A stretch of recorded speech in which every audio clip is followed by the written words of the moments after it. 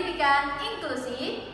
Sebelumnya, perkenalkan nama saya Nadia Aurelia Bilbina Febrianti dengan NIM terakhir 105. Dan saya Nurna Filia Rohma dengan NIM terakhir 107. Dan saya Alifah Nurlaini dengan NIM terakhir 121. Jangan lupa simak videonya ya. Landasan pendidikan adalah tumpuan dasar atau asas konseptual yang menyelubungi pendidikan secara keseluruhan. Biasanya yang dibahas terkait dengan landasan pendidikan ini adalah hakikat manusia sebagai makhluk pembelajar, situasi, proses, perubahan sosial, hingga permasalahan-permasalahan pendidikan. Tanpa landasan yang jelas, salah-salah pendidikan dapat menjadi sesuatu yang menyekram manusia lewat kekhususan yang berdampak pada kesenjangan pendidikan. Pendidikan inklusif adalah pendidikan yang didasari semangat terbuka untuk merangkul semua kalangan yang dapat membantu peserta didik mengerti, menerima, serta menghargai orang lain yang berbeda suku, budaya, nilai, kepribadian, dan keberfungsian fisik maupun psikologis.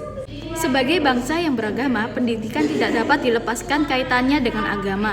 Di dalam Al-Quran disebutkan bahwa hakikat manusia adalah makhluk yang satu sama lain berbeda ataupun individual difference. Tuhan menciptakan manusia berbeda satu sama lain dengan maksud agar dapat saling berhubungan dalam rangka saling membutuhkan. Dalam Islam, pendidikan inklusif bagi anak yang berkebutuhan khusus menjadi salah satu perhatian seperti yang tertulis dalam surat Abasa ayat 1-10. Selain itu juga pendidikan inklusif juga tertulis dalam Al-Quran surat Al-Hujurat ayat 10-13. Dan di surat Abasa itu Allah memerintahkan Rasulullah agar tidak mengkhususkan pemberian peringatan itu hanya kepada seseorang saja, tetapi hendaklah beliau bertindak sama antara orang mulia, orang lemah, orang miskin, yang harus disamaratakan semua. Adapun juga hadisnya yang diriwayatkan dari Abu Hurairah radhiyallahu anhu, Rasulullah SAW bersabda, sesungguhnya Allah tidak melihat kepada bentuk dan harta kalian, akan tetapi Allah melihat kepada hati dan perbuatan kalian. Hadis riwayat Muslim. Landasan filosofi penyelenggaraan pendidikan inklusi di Indonesia adalah Pancasila. Ini adalah 5 pilar dan cita-cita didirikan di atas landasan yang lebih mendasar lagi yang disebut Bhinneka Tunggal Ika. Abdul Rahman 2003. Filosofi ini sebagai bentuk pengakuan keragaman manusia baik vertikal maupun nasional dalam bidang horizontal dengan misi sebagai umat Tuhan. Bohongan keragaman vertikal ditandai oleh perbedaan kecerdasan, kekuatan fisik, kemampuan finansial, nilai, pengekangan, dan lain-lain.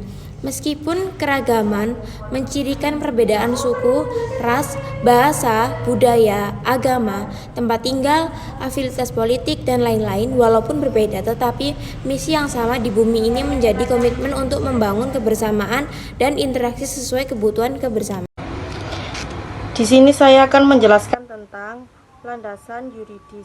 Landasan yuridis atau hukum pendidikan yaitu asumsi-asumsi yang bersumber dari peraturan perundang-undangan yang berlaku yang menjadi titik tolak dalam rangka praktek pendidikan dan atau studi pendidikan.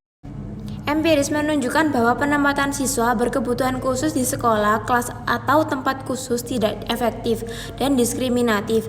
Hasil meta-analisis dari 50 studi Charles dan Caval 1980, 19 studi Wang dan Becker 1985-1986, dan 13 studi Becker menunjukkan bahwa pendidikan inklusif berpengaruh positif terhadap perkembangan akademik anak berkebutuhan khusus dan teman sebayanya serta kebutuhan sosialnya. Di sini saya akan menjelaskan tentang landasan sosiologis. Landasan sosiologis pendidikan adalah referensi atau asumsi dalam penerapan pendidikan berbeda dengan interaksi individu sebagai makhluk sosial kehidupan bermasyarakat.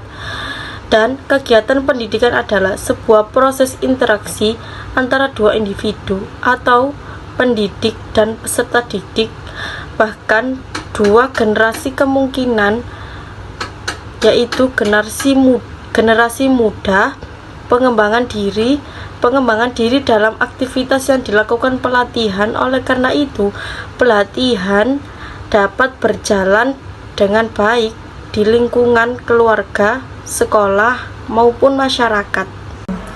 Sekian dari kami, kurang lebihnya